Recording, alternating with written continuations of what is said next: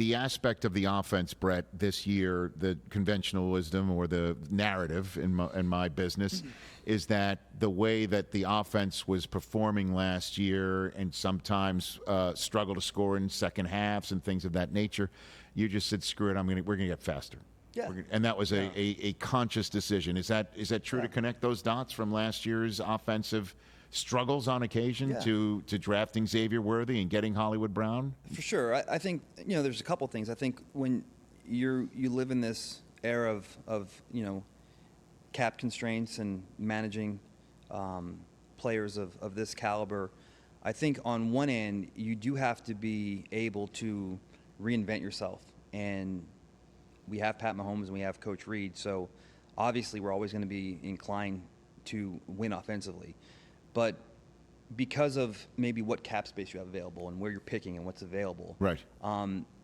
You do have to be able to sometimes, again, re-identify yourself and figure out different ways to win. And I think early on when Pat was here, we were going up and down the field scoring, and we had some defensive struggles, and then we brought in Tyrann Mathieu and Frank Clark, and we kind of more different mentality type defense. And then, you have to do some things that are difficult, like trade a Tyreek Hill. Well, then you're picking, and the best players on the board are Karlaftis and McDuffie. Then all of a sudden you start to accumulate some of these great players on defense. And, last year we were able to win because of our defense. But I think you have to be flexible to sustain success. And I don't know if you can go out there and win for 10 years in a row always by outscoring people. I mean, you're going to have to just figure out different ways to win.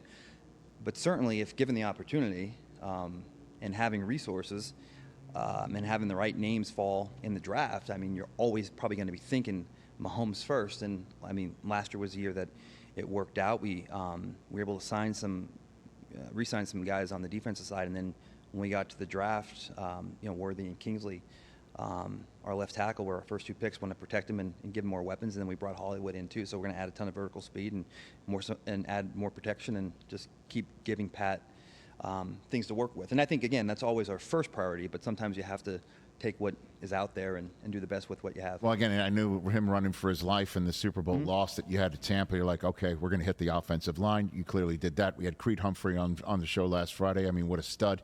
Just as an example, I want to put a pin in Worthy for a second. You also have to have the contract your quarterback, your generationally great quarterback, is under. So how often do you address that with Patrick, certainly in an offseason where we just saw a ton of mid-50s APY, Dak, the whole conversation with him.